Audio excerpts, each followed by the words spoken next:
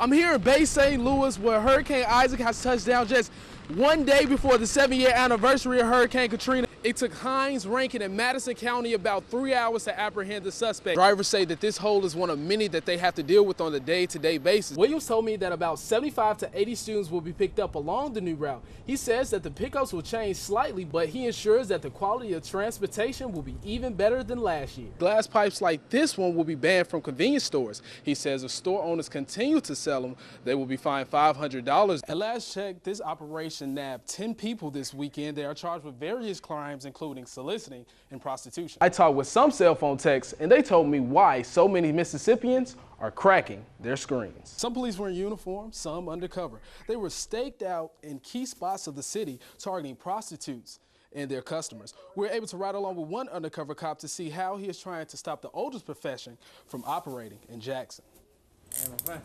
Friday evening, JPD started a 2-day undercover prostitution sting. We're targeting prostitutions, drug corners, all of those kind of problems. We were there with an undercover officer. Still off it was just two grown people minding their own business. I ain't saying that for no money. It wasn't no money exchange, no touching or nothing. How can I be a prostitute? No.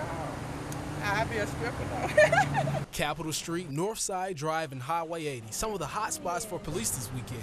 This was the scene at the Metro Inn after 3 men were arrested for allegedly soliciting an undercover prostitute. Were you soliciting a prostitute? No. What were you doing there? Nothing. He didn't give us his name, but he did give us his story of what happened before police stepped in. She told me to come over here, and I come over here, and when I come over here, they pull me over, and they pull the handcuffs on me. And I don't even know why she do that to me. I didn't do nothing. This woman told me she is a prostitute, but claims she shouldn't have been arrested. So you were prostituting tonight? No, I was not. I got arrested for prostitution. I prostitute on Mondays, Wednesdays, and Thursdays. So you were off today? I was off today. Deputy Chief Wall says prostitution is an ongoing problem in the city of Jackson. He says it's not just a petty crime they're going to let pass, even if the suspects aren't likely to spend much time in jail. We're going to lock them up. If they get out in 30 minutes, then if they go back out there, we'll lock them up again.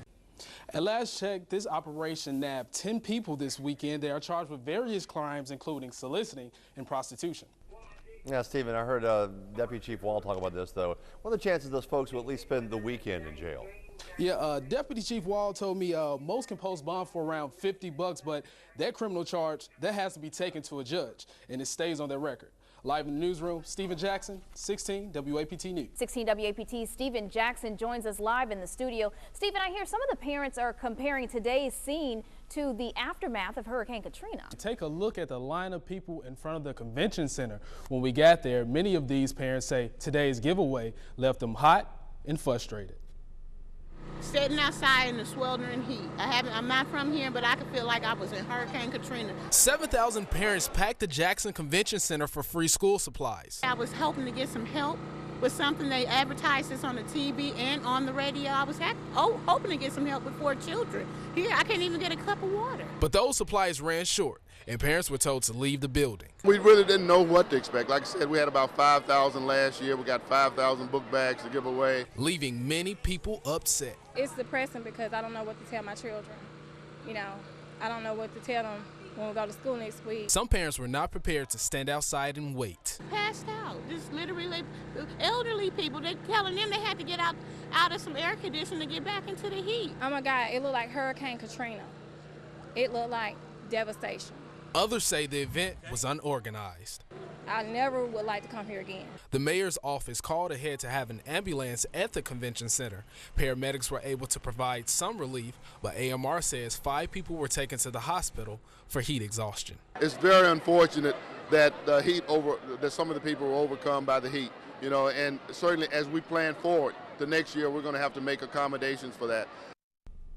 This was the event's 3rd year, bringing out its largest crowd. Mayor Harvey Johnson told me that he's glad to see this event grow. Well, Stephen, before we let you go, we heard from parents that dozens of people were taken to the hospital.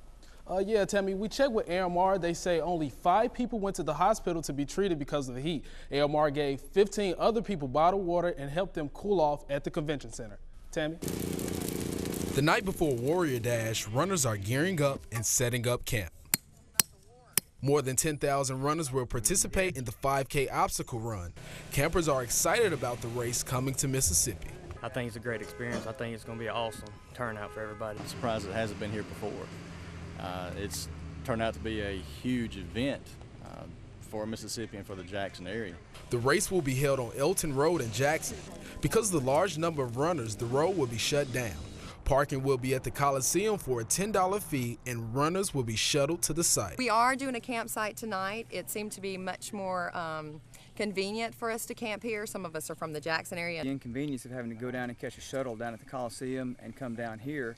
And then also we wanted to be able to have our own dry place to kind of hang out. Runners are also expecting the race to give the area a financial boost. It's great for the economy. They got 10,000 people running.